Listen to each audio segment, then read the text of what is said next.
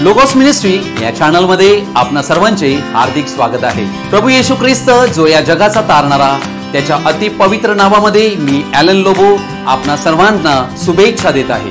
हे channel subscribe करणाऱ्या सर्वांचे मी हृदयपूर्वक आभारी आहे। देवाच्या नावाचा धन्यवाद असो। आपले हे व्हिडिओज तुम्ही दुसऱ्यांपर्यंत पोहोचवावे ही तुम्हाला विनंती, यासाठी की देवाचं सत्य वचन हे पुढे पुढे जात राहावे। प्रभू येशू ख्रिस्ताची स्तुती असो। माझ्या प्रिय भाऊ बहिणीनो, प्रभू येशू ख्रिस्त तुम्हातील सर्वांस आपला स्वर्गीय आशीर्वाद पाठवून देऊ। आज आपण एका विषयाकडे आपलं लक्ष लावणार आहोत। त्या विषयाचं शीर्षक आहे मागे पाहू नका। विश्वासाचं जीवन हे एक मोठं आव्हान आहे, कारण फार मोठी परीक्षा आणि संकट यांना तोंड देऊन चालावे लागते।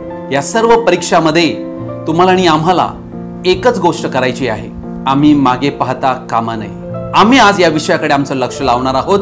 प्रभू येशू ख्रिस्त या विषयाद्वारे आम्हा सर्वांच्या हृदयाशी वार्तालाप करू। आमेन।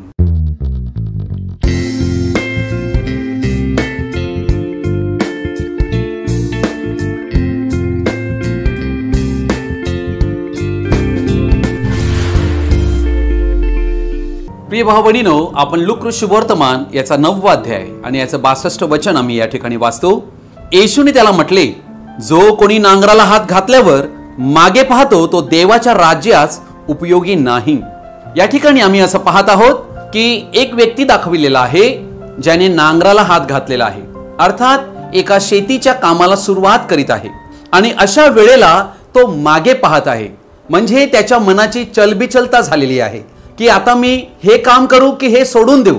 मनुष्याची द्विधावस्था ही देवाच्या राज्यासाठी उपयोगी ठरत नाही। म्हणूनच येशूने या ठिकाणी स्पष्ट म्हटले की असा कोणताही व्यक्ती जो नांगराला हात घातल्यावर मागे पाहतो तो देवाच्या राज्यास उपयोगी नाही। लूका शुभवर्तमान याचा 17 अध्याय 31 आणि 32 वचन मी आपणा पुढे वाचत आहे। त्या दिवशी जो धाब्यावर असेल त्याने आपले घरात असलेले सामान नेण्याकरिता खाली येऊ नये, आणि तसेच जो शेतात असेल त्याने आपल्या सामानासाठी मागे फिरू नये। लोटाच्या बायकोची आठवण करा। येशूच्या दुसऱ्या येण्याच्या वेळेला काय घडणार आहे याची जणू ही भविष्यवाणी प्रभू येशू ख्रिस्ताने लोटाच्या पत्नीची आठवण करा या शब्दात दिलेली आहे। अर्थात लूका शुभवर्तमान हे एकमेव शुभवर्तमान लोटाच्या पत्नीची आठवण करा हे वचन जुन्या करारांतील आठवण करून देत आहे। लोटाच्या पत्नीनेच आपल्या कुटुंबाचा नाश केला, कारण तिला देवाचे भय नव्हते। आईला जर देवाचे भय नाही तर मुलांना ती काय देवाचं भय शिकविणार? तिला सदोम आणि सदोमातील लोक, सदोमांची फॅशन यामध्ये ती गुंतली होती। तिचा माइंडसेट हा पूर्णतः बदलला गेला होता। देवाच्या वचनांतून ती मुलांबरोबर आपला वेळ घालवू शकत नव्हती। तिचे धन पृथ्वीवरील वस्तूंमध्ये होते। मुलांना हव्या त्या सर्व वस्तू ते देत होते। शिक्षण दिले होते, डिग्र्या त्यांनी मिळविल्या होत्या, परंतु प्रभूचे शिक्षण, जीवनाचे तत्व, देवाचे भय, प्रामाणिकपणा, उपकाराची फेड याचे स्मरण, आभार मानणे हे त्यांनी कधी शिकविले नाही।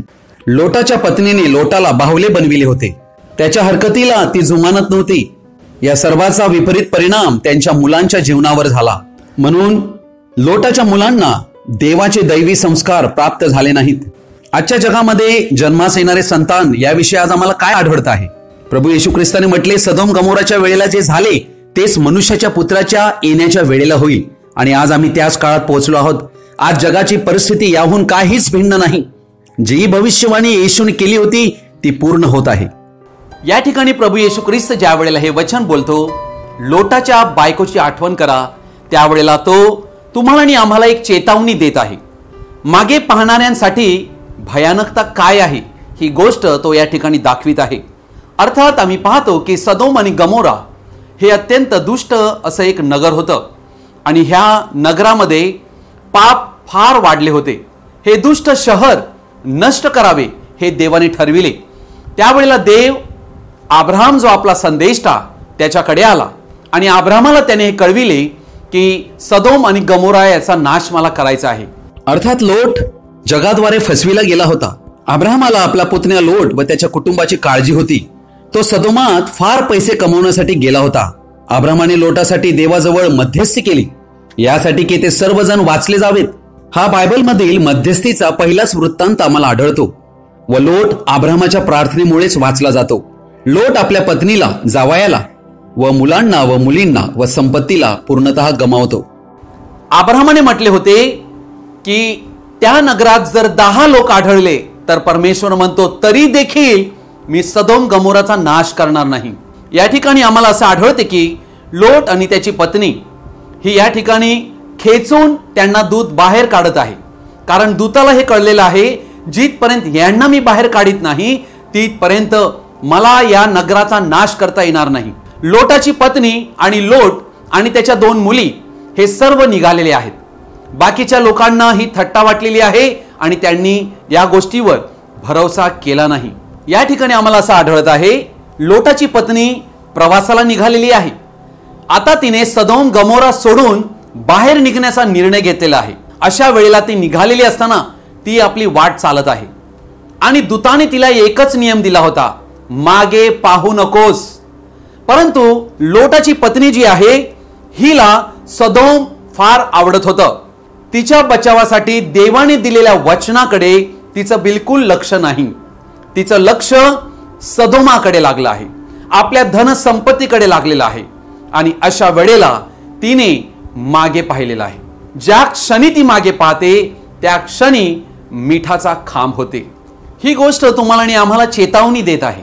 तुम्ही आणि आम्ही देखील हे सदोम आणि गमोरा म्हणजे हे जग यांतून आम्ही बाहेर बोलावलेलो आहोत. कारण देव आम्हाला वाचवू इच्छित आहे. परंतु आज परिस्थिती काय आहे? आम्ही प्रवासाला निघालेलो आहोत. आमचा प्रवास चालू झालेला आहे जीवनाच्या मार्गात स्वर्ग राज्यात जाण्यासाठी, यासाठी की आमचा जीव वाचावा. येशू ख्रिस्ताने म्हटले जेथे तुमचे धन तेथे तुमचे मन. आणि या ठिकाणी आम्ही लोटाच्या पत्नीची परिस्थिती पाहत आहोत. ती शरीराने बाहेर निघाली पण तिचं मन सदोम आणि गमोरामध्ये अडकलं होतं. आज तुम्हाला आणि आम्हाला ख्रिस्ताने या जगांतून बाहेर बोलावलेलं आहे. परंतु आज जगांतील श्रीमंती, जगामधील असणारी संपत्ती, मिळकत, पैसा, भपकेपणा, जगाची फॅशन, जगामध्ये समाजामध्ये आमची असणारी प्रतिष्ठा आणि आमचा मोठा 6 फिगर असा पगार, सॅलरी, आमचे जे खाणे पिणे, आमच्या पार्ट्या, या सर्व गोष्टी आणि त्यासोबत व्यभिचारी जीवन, लैंगिक असभ्यता, कामुकपणाचं जीवन, अश्लीलता, या सर्व गोष्टी आम्हाला या जगाकडे खेचत आहेत. आणि अशाच पद्धतीने आज अनेक लोक जे ख्रिस्ताच्या मार्गामध्ये चालू इच्छित आहेत ते मागे पाहू लागलेले आहेत. माझ्या प्रिय भाव बहिणीनो, ही आम्हा सर्वांसाठी एक फार मोठी चेतावणी आहे. कारण थेसलिका करासपत्र यामध्ये संत पौलाने केलेली भविष्यवाणी आहे. शेवटच्या दिवसामध्ये विश्वासाचा त्याग होईल आणि आज त्याच काळामध्ये आम्ही येऊन पोहोचलेलो आहोत. म्हणून माझ्या प्रिय भाव बहिणीनो, आम्हाला फार सावध राहण्याची गरज आहे की जर तुम्ही आणि आम्ही अशाच प्रकारे जर मागे पाहू, जगाकडे पाहू, तर नाश अटळ आहे. देवाने तुम्हाला आणि आम्हाला पापाच्या गुलामगिरीतून बाहेर काढून ख्रिस्तामधील स्वतंत्रतेमध्ये आम्ही जगावे म्हणून आम्हाला पाचारण केलेलं आहे. जेव्हा परिस्थिती आमच्या जीवनात अतिशय कठीण बनते, पुढे पाहण्याऐवजी आम्ही जुनं जीवन ज्यात आम्ही जगत होतो त्या पापाच्या सवयीकडे ज्या वेळेला आम्ही मागे पुन्हा वळू लागतो त्यावेळेला मागे पाहण्याचा मोह फार भयंकर बनतो. ज्या वेळेला आम्ही मागे पाहतो त्यावेळेला आम्ही आमचं विजन ज्यासाठी आम्हाला देवाने पाचारण केलं आहे ते आम्ही विसरून जातो. म्हणून येशूने म्हटले लूका शुभवर्तमान 14 अध्याय 28 ते 30 वचन, तुमच्यामध्ये असा कोण आहे की त्याला बुरुज बांधायची इच्छा असता तो अगोदर बसून व खर्चाचा अंदाज करून आपल्या जवळ तो पुरा करण्या इतकी ऐपत आहे की नाही हे पाहत नाही. नाहीतर कदाचित पाया घातल्यावर त्याला जर तो पुरा करता आला नाही तर पाहणारे सर्व लोक त्याचा उपहास करून म्हणतील, हा मनुष्य बांधू लागला खरा परंतु याला तो पुरा करता आला नाही. आम्हाला आमची किंमत मोजणे फार आवश्यक आहे. कारण यामध्ये आम्ही चालत असताना मागे पाहू नये. म्हणून आम्हाला आमच्या जीवनातील निर्णय एकदम पक्का करून ख्रिस्ताला अनुसरायचा आहे. तरच ख्रिस्ती जीवनात आम्ही टिकून राहू शकतो. बायबलमध्ये आम्ही दुसरे एक उदाहरण पाहत आहोत. रूथचं पुस्तक याचा 1 अध्याय यामध्ये आम्हाला आढळते की नामी नावाची एक स्त्री आहे आणि ती आपले 2 पुत्र आणि आपला पती यांच्यासह इस्रायल देश सोडून मवाबी देशामध्ये जाऊन राहिलेले आहेत. कारण इस्रायल देशामध्ये दुष्काळ आला होता आणि त्यावेळेला त्यांनी देवाने दिलेली कराराची भूमी ही त्यांनी सोडून दिलेली आहे. ज्या वेळेला ते निर्णय घेतात की आपण मोआब देशामध्ये जाऊ, जवळजवळ 10 वर्षे ते त्या ठिकाणी राहिलेले आहेत. आणि या पहिल्या अध्यायामध्ये आम्हाला आढळते की तिचे दोन्ही पुत्र हे मरण पावतात, म्हणजे मोआबी सुना या त्या ठिकाणी विधवा होतात. नामी स्वतः विधवा होते, तिचाही पती मरण पावतो. अशा प्रकारे फार दयनीय आणि दुःखद परिस्थिती त्यांच्या जीवनामध्ये ओढवते. काही काळ ते एकत्र राहिलेले असतात, परंतु या ठिकाणी आता अर्पा आणि रूथ या दोघांचं चित्र आमच्या दृष्टीपथास येते. रूथचं पुस्तक याचा पहिला अध्याय 7व्या वचनापासून मी वाचत आहे. ती आपल्या दोघी सुनांसह राहत होती. तेथून निघून यहुदा देशी जावयास मार्गस्थ झाली. नामी आपल्या दोघी सुनांस म्हणाली, तुम्ही दोघी आता आपापल्या माहेरी जा. अर्थात हे आता एका प्रवासाला निघालेले आहेत आणि त्यावेळेला नामी दोन्ही सुनांना म्हणत आहे, तुम्ही आपापल्या माहेरी निघून जा. तुम्ही जशी मृतांवर व मजवर माया केली तशीच परमेश्वर तुम्हावर करो. परमेश्वर करो आणि तुम्हाला पतिगृह प्राप्त होऊन विसावा मिळो. मग तिने त्यांचे चुंबन घेतले व त्या हेल काढून रडू लागल्या. त्या तिला म्हणू लागल्या, नाही नाही, आम्ही तुम्हाबरोबर तुमच्या लोकांकडे येणार. या ठिकाणी आम्ही पाहत आहोत 14वे वचन. मग पुन्हा त्या हेल काढून रडू लागल्या. अर्पा हिने आता निर्णय घेतलेला आहे. हिने आपल्या सासूचा मुका घेतला, पण रूथ तिला बिलगून राहिली. तेव्हा ती म्हणाली, पहा तुझी जाऊ आपल्या लोकांकडे व आपल्या देवाकडे परत गेली आहे. तूही आपल्या जावेच्या मागून जा. रूथ म्हणाली, मला सोडून जा आणि माझ्या मागे न येता परत जा असा मला आग्रह करू नका. तुम्ही जेथे जाल तेथे मी जाईन, तुम्ही जेथे राहाल तेथे मी राहीन. तुमचे लोक ते माझे लोक, तुमचा देव तो माझा देव. तुम्ही मराल तेथे मी मरेन व तेथेच माझी मुठमाती होईल. मृत्यू खेरीज करून तुमचा माझा कशाने वियोग झाला तर परमेश्वर मला तदनुसार पारिपत्य करो किंबहुना अधिक करो. आपल्या बरोबर जाण्याचा तिचा पूर्ण निश्चय झाला आहे. हे नामीने पाहिले तेव्हा तिने तिची समजूत घालण्याचे सोडले. मग त्या दोघी मार्गस्थ होऊन बेथलेमास पोहोचल्या. या ठिकाणी आम्ही पाहत आहोत रूथ आणि अर्पा या दोन्ही मोआबी स्त्रिया आहेत आणि या दोन्ही स्त्रिया जे आहेत मंडळीला दर्शवितात. या ठिकाणी आम्ही पाहत आहोत अर्पा जी आहे ती मागे पाहणारी आम्हाला आढळत आहे. म्हणजे या ठिकाणी ज्या वेळेला त्यांच्या जीवनामध्ये स्वतंत्रता दिली की आता तुम्ही तुमचा निर्णय घ्या, अर्पा या ठिकाणी आम्हाला आढळत आहे की केवळ ती तोंडाने बोलत आहे की मला जायचं नाही, मला तुझ्याबरोबर राहायचं आहे, पण तिच्या मनामध्ये द्विधा अवस्था निर्माण झाली होती. कारण तिचं हृदय दूर होतं, तोंडाने केवळ ती बोलत होती. या ठिकाणी आम्हाला आढळत आहे की ती विचार करत आहे की नामी जी माझी सासू आहे ती मला नवरा मिळवून देऊ शकणार नाही. त्यावेळेला ती आपल्या मतांना प्राधान्य देत आहे आणि तेव्हा ती समजत आहे की आता मला माझ्या जीवनाची काळजी घ्यावी लागणार आहे. तेव्हा ती आपल्या स्वतःचा निर्णय घेऊन जे देवी दैवत तिने सोडून दिले होते, जे जग तिने सोडून दिले होतं, त्या जगाकडे ती पुन्हा वळते. आणि हे चित्र आहे विश्वासांतून पडणाऱ्या, पतित होणाऱ्या, बॅकस्लाइड होणाऱ्या विश्वासी व्यक्तींचं. पेत्राचे दुसरे पत्र याचा 2रा अध्याय 20 ते 22 वचन मी वाचत आहे. प्रभू व तारणारा येशू ख्रिस्त याच्या ज्ञानाच्या द्वारे जगाच्या घाणीतून सुटल्यावर ते पुन्हा जर तिच्यात गुंतून तिच्या कह्यात गेले तर त्यांची शेवटली दशा पहिल्या दशेपेक्षा वाईट झाली आहे. कारण नीतिमत्वाचा मार्ग समजून आल्यानंतर आपणास दिलेल्या पवित्र आज्ञेकडे पाठ फिरविणे यापेक्षा तो न समजणे हे त्यांच्यासाठी बरे होते. आपल्या ओकारीकडे परतलेले कुत्रे व अंग धुतल्यानंतर गाळात लोळण्यास परतलेली डुकरीण अशी जी खरी मन आहे तिच्यासारखी त्यांची गत झाली आहे. अर्थात या ठिकाणी 2 चित्र दाखवलेले आहेत, कुत्रे आणि डुकरीण. या ठिकाणी आम्हाला आढळते की ज्या कुत्र्याने ओकारी केलेली आहे तो कुत्रा त्या ठिकाणी ओकारी केलेल्या गोष्टी पुन्हा खाण्यासाठी जात आहे आणि जी डुकरीण तिला कितीही धुवा, साफ करा, परंतु तिची सवय हीच आहे की त्या गाळामध्ये घाणीमध्ये तिने लोळावं. मेंढराला गलिच्छपणा आवडत नाही. जर मेंढराचा स्वभाव डुकरात घातला तर त्याला घाणीत लोळण्याचे आवडणार नाही. अर्थात ही गोष्ट स्वभावाला दर्शविते. डुकराला जर प्रशिक्षणासाठी पाठविले तर त्याच्या पदवी प्राप्त केल्यानंतर त्याला त्या घाणीमध्येच तुम्ही त्याला पाहू शकाल. प्रशिक्षण हे माणसाच्या स्वभावाला बदलत नाही, तर पवित्र आत्म्याचा बाप्तिस्मा दैवी पद्धतीने स्वभावामध्ये पूर्णतः बदल घडवून आणतो. याचीच गरज आज आम्हाला आहे. अर्पा ही या ठिकाणी एक कोमट मंडळीला दर्शवित आहे, जी विश्वासाच्या प्रवासाला जिने सुरुवात केली होती परंतु पुढे जाऊ शकली नाही. आज आम्हाला आमच्या डोळ्यांची अभिलाषा वाईट गोष्टी सतावत आहेत, ज्या आम्हाला पुन्हा मोहजाळामध्ये खेचू इच्छित आहेत. कदाचित दारू पिणे, रंगेलपणा, धूम्रपान, खोटे बोलणे, चोरी करणे, लबाडीने वागणे वगैरे वगैरे ही सर्व दैवता आहेत. या दैवतांकडे तुम्हाला आणि आम्हाला खेचण्यात येत आहे. म्हणून आम्ही विश्वासाची जी कबुली दिली आणि बाप्तिस्मा घेतला आहे, तदनुसार जुन्या जीवनाकडे परत वळता कामा नये, नाहीतर परिस्थिती फार वाईट आहे. रूथ ही दुसरी एक सून आहे नामीची, परंतु रूथचं जीवन हे वेगळं जीवन आहे. रूथ ही मोआबातूनच आली होती, परंतु नामी बरोबर तिने देवाला ओळखले होते. इस्रायलाचा परमेश्वर यहोवा देव हाच खरा देव आहे हे रूथला कळले होते. अर्थात प्रत्येक व्यक्तीच्या जीवनात ही वेळ निश्चित येतेच की त्याला आपल्या जीवनाचे गांभीर्याने निर्णय घ्यावे लागणार आहे.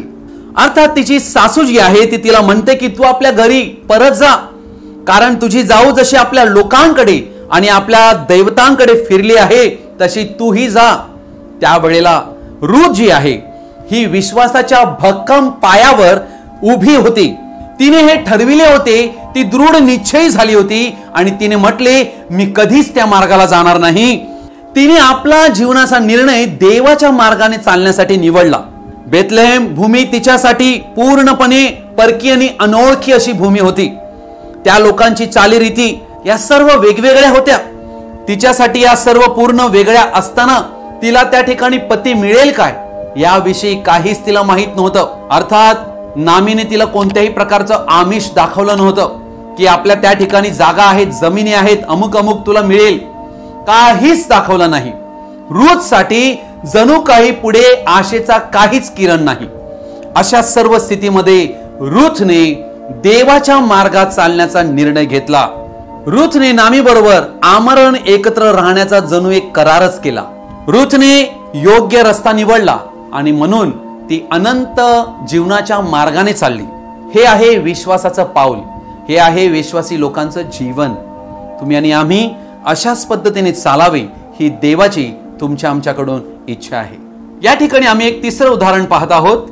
प्रभू येशू ख्रिस्ताचे अनुयायी जवळजवळ 70 शिष्य होते आणि या 70 शिष्यांना प्रभू येशू ख्रिस्ताने निवडले होते. त्यांना कामगिरी सोपविली होती. योहान कृष्ण वर्तमान याचा 6वा अध्याय 52 वचनामध्ये आम्ही पाहतो येशू या ठिकाणी उभा आहे आणि त्यावेळेला तो म्हणत आहे, तेव्हा यहुदी आपसामध्ये वितंडवाद करू लागले व म्हणाले, हा आपला देह आम्हाला खायला कसा देऊ शकतो? यावरून येशू त्यांना म्हणाला, मी तुम्हाला खचित खचित सांगतो, तुम्ही मनुष्याच्या पुत्राचा देह खाल्ला नाही व त्याचे रक्त प्याला नाही तर तुम्हामध्ये जीवन नाही. जो माझा देह खातो व माझे रक्त पितो त्याला सार्वकालिक जीवन प्राप्त झाले आहे आणि मीच त्याला शेवटल्या दिवशी उठवीन. कारण माझा देह खरे खाद्य, माझे रक्त खरे पेय आहे. जो माझा देह खातो व माझे रक्त पितो तो माझ्यामध्ये राहतो व मी त्याच्यामध्ये राहतो.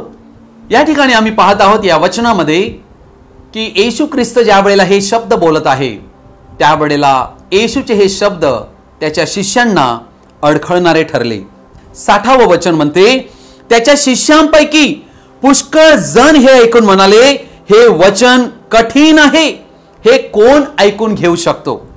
या ठिकाणी आम्हाला असं आढळत आहे की जीवनामध्ये अशी परिस्थिती येते बघा, हे शिष्य येशूच्या मागे चालणारे आहेत. काही काळ येशूच्या बरोबर ते चालले आहेत, परंतु आता जीवनात अशी एक परिस्थिती आलेली आहे की ज्या वेळेला देवाचं वचन त्यांना कठीण वाटू लागलेलं आहे.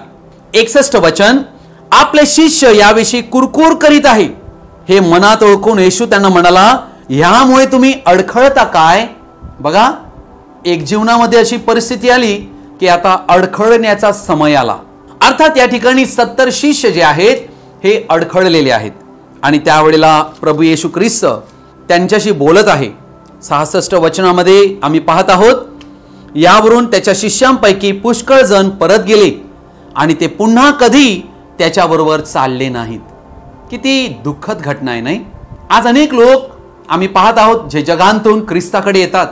त्यांचं जीवन चालत असताना एक अशी वेळ येते की त्यांना देवाचं वचन कठीण वाटू लागते. या ठिकाणी काय निर्णय घेतलेला आहे? काय येशूनेच या शिष्यांना निवडले होते ना? आणि येशूनेच त्यांना नेमले होते ना? येशूने चुकीच्या व्यक्तींना निवडले होते की काय, असा आम्हाला प्रश्न पडतो. परंतु जेव्हा ही लोक येशूकडे अनुयायी म्हणून शिष्य बनण्यासाठी आले होते, तेव्हा ते फार सिन्सिअर होते, ते फार सात्विक जीवन जगत होते.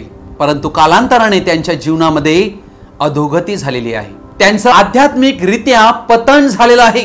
आणि म्हणून आज 70 ही शिष्य एकाच दमात एकाच वेळी आपला निर्णय घेत आहेत. काही लोक ख्रिस्ती जीवन जगत असताना दुसऱ्यांवर अवलंबून असतात. तू येशील का माझ्या बरोबर? मगच मी जाईन. तू जर नाही येणार तर मी जाणार नाही. अर्थात अनेक लोक दुसऱ्यांची साथ ख्रिस्ताच्या मागे चालण्यासाठी अपेक्षितात. आणि जेव्हा त्यांना अशी साथ मिळत नाही, मग ती पती असो, पत्नी असो, मित्र असो की कोणीही असो, अशी साथ न मिळाल्यामुळे ख्रिस्ताच्या मागे चालणे, दुसऱ्यांच्या मतामुळे ते चालणे सोडून देतात. माझ्या प्रिय भाऊ बहिणीनो, हीच गोष्ट आजपर्यंत घडत आलेली आहे. येशूने या ठिकाणी कोणालाही थांबविले नाही की तुम्ही थांबा, असं त्याने कोणालाही विनंती केली नाही. येशूला सामर्थ्यवान मंडळी हवी आहे. देवाच्या वचनाशी तडजोड करणारे त्याला नको आहेत. जो वधस्तंभाच्या संदेशावर अडखळतो, येशूला सोडू इच्छितो, तो जाऊ शकतो. येशू त्यांना थांबवित नाही.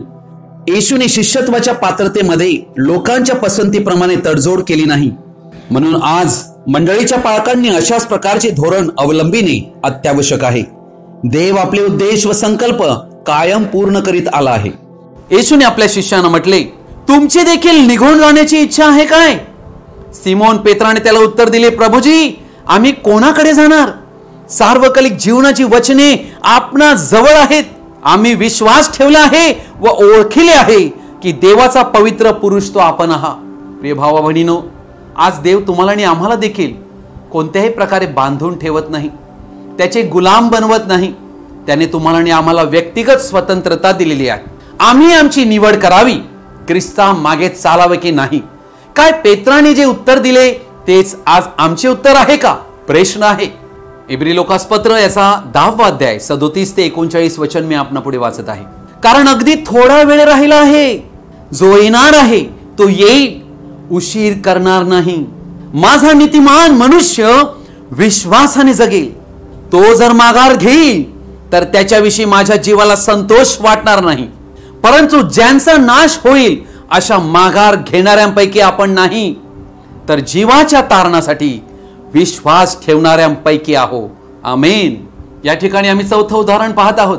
इस्रायल लोक जे फारोच्या त्या लोखंडी भट्टीच्या गुलामगिरीमध्ये होते. 430 वर्षानंतर 20 लाख लोकांना मोशे जो देवाने पाठविलेला संदेश त्याच्या हस्ते परमेश्वराने तांबड्या समुद्रातून इस्रायल लोकांना बाहेर काढले होते आणि इस्रायल लोक त्या फारोच्या गुलामगिरीतून मुक्त झाले होते. परंतु ज्या वेळेला आम्ही पाहत आहोत, रानामध्ये ज्या वेळेला त्यांच्या प्रवासाला सुरुवात होते, देवाचं वचन करंथीकरास पहिले पत्र 10वा अध्याय 5वं वचन म्हणते, तरी त्यांच्यापैकी बहुतेकांविषयी देव संतुष्ट नव्हता, यामुळे त्यांचा रानात नाश झाला. अर्थात या ठिकाणी आम्ही काय पाहत आहोत? इस्रायली लोक प्रवासाला निघाले, दुधामधाच्या अशा देशाकडे, वचनदत्त प्रदेशाकडे ते निघालेले आहेत. परंतु वचन म्हणते त्यांच्यातील बहुतेकांविषयी देव संतुष्ट नव्हता. काय ते प्रवासाला निघाले नव्हते? काय त्यांनी तांबडा समुद्र दुभांगलेला पाहिला नव्हता? काय ते फारोच्या त्या मोठ्या गुलामगिरीतून सुटले नव्हते? परंतु आता त्यांना मिस्राची आठवण येत होती. सतत कुरकुर करणे व तक्रार करणे हे इस्रायली लोकांचे 40 वर्षांतील चारित्र्य दर्शविते. आम्हाला कुरकुर व तक्रार करण्यास मनाई करण्यात आलेली आहे. फिलिपिकारास पत्र 2 अध्याय 14व्या वचनाप्रमाणे या सवयी विजयी जीवनाकडे नेत नाहीत. कुरकुर व तक्रार करण्याचा स्वभाव आमचा निघून जाईल, तेव्हाच आम्हाला समजेल की आम्ही रानांतील आमचा प्रवास संपवून अभिवचनाच्या देशात पोहोचलो आहोत. गणनाचं पुस्तक 11 अध्याय 4 ते 6 वचन मी वाचत आहे. त्यांच्यामध्ये जो मिश्र समुदाय होता त्याने सोज घेतला. मिश्र समुदाय. बघा, मंडळीमध्ये 3 प्रकारचे लोक असतात. एक खरे विश्वासी, एक ढोंगी विश्वासी आणि तिसरे अविश्वासी. अर्थात हा मिश्र समुदाय जो आहे यांनी सोज घेतला, म्हणजे त्यांची कपॅसिटी, त्यांची कुवत संपली. आणि इस्रायल लोकही पुन्हा रडगाणे गाऊन म्हणाले, आम्हाला खावयास मांस कोण देईल? मिस्र देशात आम्हाला मासे फुकट खायला मिळत असत, त्याची आठवण आम्हाला येते. त्याचप्रमाणे काकड्या, खरबुजे, भाजी, कांदे, लसूण यांचीही आम्हाला आठवण येते. पण आता आमचा जीव सुकून गेला आहे. येथे या मांडण्याशिवाय आमच्या दृष्टीस काहीच पडत नाही. मांडणं अन्न खाल्ल्यामुळे त्यांना कोणत्याच प्रकारचा आजार नव्हता. कपडे वाढत होते, चपला झिजत नव्हत्या. अशा प्रकारचं आरोग्यवर्धक हे देवदूतांची भाकर देवाने या इस्रायल लोकांना कोणतं श्रम मेहनत न करता रोज सकाळ संध्याकाळ त्यांना खाऊ घातली होती. परंतु त्यांनी देवाच्या वचनावर विश्वास ठेवला नाही. त्यांचं लक्ष मिस्र देशाकडे लागले होते. मिस्र देश जगाला दर्शवितो. आज तुम्हाला आणि आम्हाला या प्रवासात आम्ही असताना जगाकडे पाहण्यास आम्हाला मनाई केलेली आहे. अर्थात आम्हाला या ठिकाणी आढळते ते मिस्र देशांतून शारीरिकरित्या बाहेर निघाले होते खरे, पण त्यांचं मन त्या मिस्र देशामध्ये अडकून राहिलं होतं. योहानाचे पहिले पत्र 2 अध्याय 15 ते 17 वचन मी वाचत आहे. जगावर व जगांतल्या गोष्टींवर प्रीती करू नका. जर कोणी जगावर प्रीती करीत असेल तर त्याच्या ठाई पित्याची प्रीती नाही. कारण जगात जे सर्व आहे ते म्हणजे देहाची वासना, डोळ्यांची वासना व संसाराविषयीची फुशारकी ही पित्यापासून नाहीत तर जगापासून आहेत. आणि जग व त्याची वासना नाहीशी होत आहेत, पण देवाच्या इच्छेप्रमाणे करणारा सर्व काळ राहतो. 3 गोष्टी जे या जगामध्ये आहेत, डोळ्यांची वासना, देहाची वासना आणि संसाराविषयी फुशारकी, या सर्व गोष्टीवर विजय प्राप्त करण्यासाठी ख्रिस्ताकडे यायचं आहे. ख्रिस्तापुढे कण्याचं आहे की मला यावर विजय हवा आहे, तरच आम्ही विजय मिळवू शकतो. इस्रायल लोकांचं काय झालं? गणनाचं पुस्तक याचा 14वा अध्याय 1 ते 5 वचन मी आपल्या पुढे वाचत आहे. तेव्हा सर्व मंडळीने गळा काढून विलाप केला आणि लोक रात्रभर रडले. सर्व इस्रायल लोक मोशे आणि अहरोन यांच्या विरुद्ध कुरकुर करू लागले. सर्व मंडळी त्यांना म्हणाली, आम्ही मिस्र देशात मेलो असतो तर बरे झाले असते, किंवा या रानात मेलो असतो तर बरे झाले असते. तलवारीने आमचा निपात व्हावा म्हणून परमेश्वर आम्हाला या देशात का नेत आहे? आमच्या बायका मुलांची लूट होईल. आम्ही मिस्र देशात परत जावे हेच बरे नव्हे काय? ते आपसात म्हणाले, आपण कोणाला तरी पुढारी करू, मिस्र देशात परत जाऊ. प्रिय भाव बहिणीनो, काय अवस्था झालेली आहे? एकदम जवळ आलेले आहेत. 38 वर्षाचा प्रवास झालेला आहे, तरी परंतु अजूनही त्यांना जगाकडे, मिस्र देशाकडे त्यांची ओढ आहे. विश्वासाचा त्याग होण्याची वेळ, काळ त्यामध्येच तुम्ही आणि आम्ही राहत आहोत. म्हणूनच देवाचं वचन तुम्हाला आणि आम्हाला गांभीर्याने घेण्याची अत्यंत आवश्यकता आहे. मला तुझी कृत्ये ठाऊक आहेत. तू शीत नाहीस व उष्णही नाहीस, तर तू कोमट आहेस. हीच आजच्या विश्वासी जीवनाची स्थिती आहे. म्हणूनच प्रभू येशू ख्रिस्त म्हणतो, मी तुला ओकून टाकणार आहे. प्रभूचं वचन म्हणते, प्रकटीकरण 3 अध्याय 17 वचन, कारण तू म्हणतोस की मी धनवान आहे आणि मी धन मिळविले आहे आणि मला कशाची गरज नाही, पण तू कष्टी व दीनवाना, दरिद्री व आंधळा आणि नागवा आहेस, हे तुला ठाऊक नाही. अर्थात हे विश्वासाच्या पतनाला दर्शवित आहे. म्हणूनच प्रभू येशूने म्हटले, प्रभू प्रभू म्हणणाऱ्या सर्वांचा स्वर्ग राज्यात प्रवेश होणार नाही. अनेकांनी भूते घालविली होती, अद्भुत चमत्कार केले होते, भविष्यवाण्या केल्या होत्या, परंतु त्यांना प्रभूकडून उत्तर मिळते, तुमची माझी ओळख कधीच नव्हती. इब्री लोकासपत्र याचा 6वा अध्याय 4 ते 8 वचन मी आपल्या पुढे वाचत आहे. कारण ज्यांना एकदा प्रकाश मिळाला, ज्यांनी स्वर्गीय दानाची रुची घेतली, जे पवित्र आत्म्याचे वाटेकरी झाले आणि ज्यांनी देवाच्या सुवचनाची व येणाऱ्या युगाच्या सामर्थ्याची रुची घेतली, ते जर पती झाले तर त्यांना पश्चाताप होईल, असे त्यांचे पुन्हा नवीकरण करणे अशक्य आहे. कारण ते देवाच्या पुत्राला स्वतः पुरते नव्याने वधस्तंभावर खिळतात व त्याचा उघड अपमान करीतात. हे येशू ख्रिस्ताचं दुसऱ्यांदा क्रुसावर देणे आहे. आज आम्ही त्याच काळात पोहोचलो आहोत. आज आम्ही ज्या काळामध्ये या क्षणी आहोत, हा येशू ख्रिस्ताला दुसऱ्यांदा क्रूसावर देण्याचा हा काळ आहे. म्हणून कृपेचं द्वार बंद होत आहे. लोकांना सुवार्ता पसंत नाही. लोकांना आपल्या इच्छेप्रमाणे, आपल्या मनाप्रमाणे चालायचं आहे. कारण येशू ख्रिस्ताचा आता दुसऱ्यांदा वध आजच्या परराष्ट्रीय मंडळीकडून घडत आहे. म्हणून पुढे वचन म्हणते, ते जर पतित झाले तर त्यांना पश्चाताप होईल. असे त्यांचे पुन्हा नवीकरण करणे अशक्य आहे.